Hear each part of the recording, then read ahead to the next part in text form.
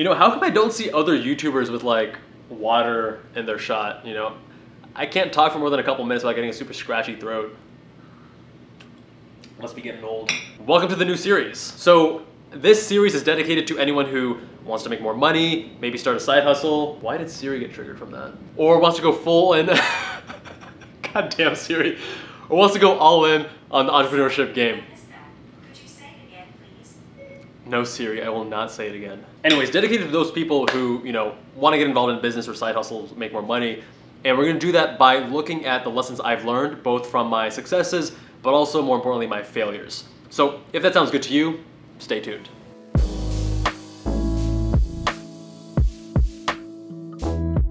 What's going on, guys? For those of you who are new here, my name is Dr. Kevin Jubal. You may know me as the guy that quit plastic surgery to go all in on entrepreneurship. I know, I'm crazy. We're gonna be covering a lot in this video, so you can jump to the exact section you want with these timestamps, also available down in the description. And let's dive in. Now, a lot has happened in the last couple of years. So in October of 2016, started a YouTube channel called Med School Insiders, zero Instagram presence, zero website, like starting from ground zero.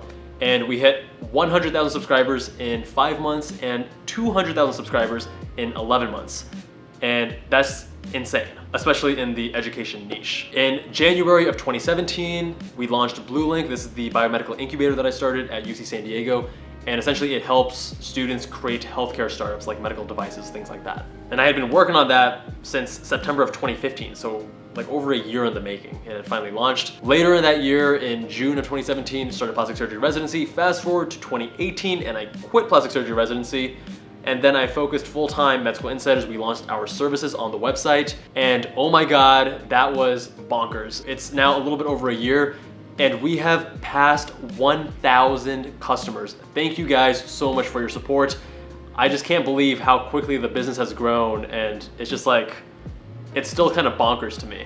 And now it's 2019, and we're starting a new company. Me and my business partner, we've been working on this company since the end of 2017, so 2 years in the making, and this is gonna be a game changer. Mark my words. It's now October of 2019. This is going to be a game changer, especially if you are a pre-med or a medical student. So stay tuned for that. Now, actually, the reason I was inspired to create this new series was because yesterday we created the legal entity. We incorporated our business for this new startup that we've been working on for 2 years.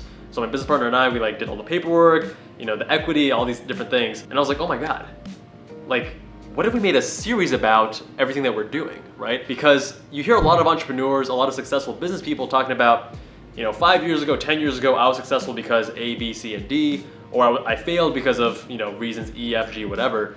And you don't really see people talking about it real time as much. It's not as common, but I think there's much more value there because our memories are just notoriously unreliable.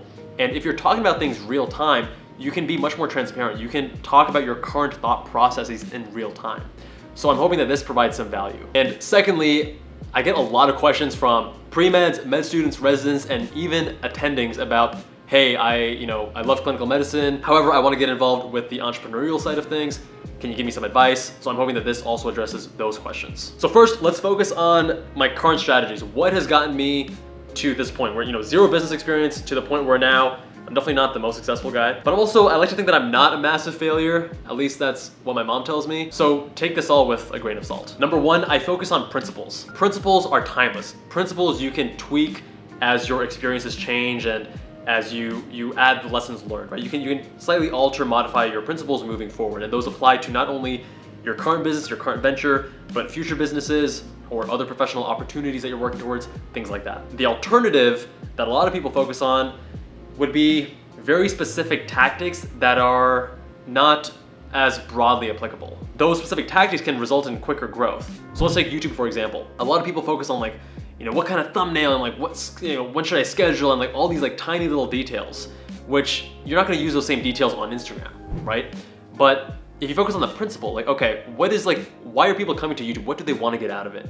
And you realize, okay, I should be adding value, either entertainment or educational or whatever, then you're in a better position to focus on the principles that provide value that you can then transfer to other areas, other professional pursuits. So for example, Med School Insiders didn't focus so much on the specific tactics, said, hey, let me just focus on giving as much value as possible because there is definitely a massive void in providing high quality, actually effective advice for pre-med and med students how to be good in school. Because a lot of the content, and like the reason I was inspired to start Med School Insiders was so much content was, you know, maybe from people that got an average MCAT score or like just got into med school and they're like, I got into med school, listen to me. And I'm like, dude, that's like bad advice, man. You're actually hurting the people who are listening to you. So by focusing on adding value and saying, hey guys, these are lessons I've learned. I've finished med school, or I'm, you know, last year of med school, and this is what I wish I did differently. And then people start using those principles and they're like, holy like, why wasn't I doing this sooner? I'm like, yeah, I know, that's my thoughts exactly. It just provided value. And then the video, I mean, it took a long time for YouTube to like, the algorithm to boost us, but now it's like, I don't know, close to 500,000 views. And this is like terrible production quality. So in terms of like the specific tactics for YouTube, in terms of like lighting and like audio, as audio is so important, and editing, and like, it's just terrible production quality, but it still offers a lot of value. I'll give you another example, the admission services and tutoring on our website. So we focus on, okay, how can we provide value? That principle there of providing value is going to take us where we need to go. And we're gonna talk more about that shortly. Strategy number 2, the mindset that I can learn anything. Too often we pigeonhole ourselves into these identities that we take on. So for myself, I could say, hey, I have a degree in neuroscience, I have my MD, therefore, you know, things relating to the brain and medicine, like that's what I can work on, and then anything else, I should hire someone else. But that very much limits your true potential. So if you have this idea that you can learn anything, like, you know, within reason, I'm not gonna be the next Ronnie Coleman of bodybuilding, I'm not gonna be, you know, the next long distance, whatever. Anyways, you know what I'm saying. So I applied that mindset to YouTube. Had zero video experience, and you can probably still kind of tell. But like, especially, you can tell even more with that first ever video on Med School Insiders. But I was like, you know what, I can learn this. And the production quality has improved over the years, and our success has also grown over the years. Same thing with our website. You know, I have zero web design experience, but I'm like, how hard can it be? You know, there are other people that figured this out, why can't I? And I built the Med School Insiders website. And even just like business principles. You know, people will say, oh, you know, I didn't study business in school, I don't have an MBA. Well, do you need to study business in school? Do you need to have an MBA? You can learn so much of business just by, first of all, doing things, trial and error.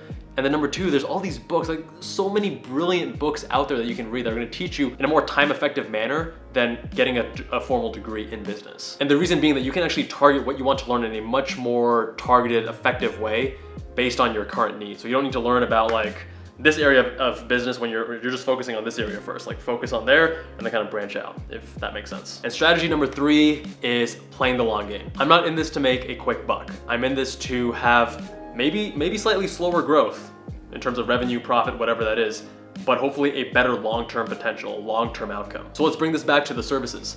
The Med School Insider services, we're not focused on maximizing profits. In fact, we pay our team, our tutors, our advisors, etc. We pay them more than anyone else in the industry, sometimes by a very large margin. And we don't do that to just waste money. We do that because it's one of the many things that we do that sets us apart. We're able to recruit top talent. We get a lot of applicants, and now we can be very, very selective. So rather than playing the short-term game of, hey, let's maximize profits, let's maximize revenue this month, maximize revenue and profits for this year, we can say, you know what, we're going to just focus on making customers happy, we're gonna focus on making our advisors happy, and then we believe that long-term, the company will benefit the most that way. So playing the long game is key, which brings us to common mistakes. So the first and most prominent common mistake is not playing the long-term game. And you see so many people who are starting their side hustle just like trying to monetize day one. You know, they have like a couple hundred subscribers, maybe they have a couple thousand subscribers, and they're doing like sponsorship here, sponsorship there. They don't care about the long-term value, the long-term trust with the brand that they're creating, whether that's a personal brand or whether that's a separate brand like Med School Insiders. You're watering down and cheapening your brand by just like promoting each and every product that comes your way. People won't trust you, what you're saying, because you'll push anything that makes you money. You're not a trustworthy source. For example, with Med School Insiders, we've always had and still have a policy of being highly, highly selective with our sponsorships.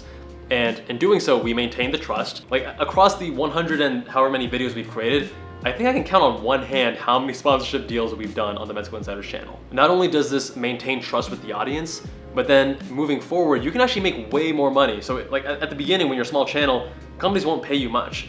But as you get bigger, you'll make more money not only because you have a larger subscriber base, but if your viewers also have more trust with you, brands are gonna pay that premium to get in on that. So I believe in the philosophy of being way more selective and saying, hey, you know what, I'm gonna turn down 95, 99% of sponsorship requests, and I'm only gonna promote things that I actually believe in, that have been beneficial to me, or I have vetted and I believe are gonna be beneficial to the students. Number 2, focus on your unique gift or talent and try to maximize the potential there. I think too many people, again, are focused on making a quick buck and they're not really playing to their strengths. For example, drop shipping and affiliate marketing were like really hot, still kind of are pretty hot. And I mean, you could learn some principles there, but I think people are focusing too much on like just making money and building a business there. And the competition is so fierce that it's just like a race to the bottom. That's not a race you want to be a part of. If you instead focus on your unique gift to the world, you're gonna be in a much better position long term, and you're gonna develop that skill further. That's gonna lead to more opportunities, much more success. It's just in every way a better position to be in. Number 3, letting the ego get in the way. So a lot of people get defensive or like they hate the trolls. Like, dude, I wasn't a YouTuber until that first person called me a dickhead. So thank you to that guy. Like, embrace the trolls, embrace the constructive criticism, because that's how you get better. So you're gonna get a lot of comments, especially if you're doing social media, people being like vicious and just like trying to give you feedback, but doing it in the most dickish way possible. But like, don't be bothered by it. Try to extract value. There's probably some truth to what they're saying, even if they're not saying it in the best way. If you actually improve 1% every single day, you're gonna be more than 37 times better in 1 year. And no, that's not a math error, that's just the power of compounding interest. That's 1.01 to the power of 365, over 37 times better. And lastly is just being paralyzed. And that usually comes from one of two things. Either they're fearful, they're worried about what if I fail, they're worried about what are people gonna think. They're worried about things that in the big picture, like when you imagine yourself when you're 70, 80 years old, you're not gonna give a flying f. And number 2 is like people get so caught up in talking a big game. They're like, oh yeah, I'm gonna change the world, man. I'm gonna do this and that. It's gonna be dope. And then they get so hyped and like so juiced from their own self-talk and like just their vision, they don't actually take action. And then you follow up with them a year later, like, oh yeah, you know, I'm still working on just like, you know, I'm still trying to figure it out and like, you know, when to best approach it. Like, dude, just do it. Stop talking about it, start doing it. All right, guys, that is it for this first part. I hope you found it useful. Again, if you are interested in the brand new business that we're launching in either November or December, then make sure you're subscribed to the Med School Insiders newsletter. That's medschoolinsiders.com/newsletter. And let me know with a comment down below. What do you think of this new series? What do you want me to cover specifically? I love hearing from you guys. As always, thank you all so much for watching, and I will see you guys in that next one.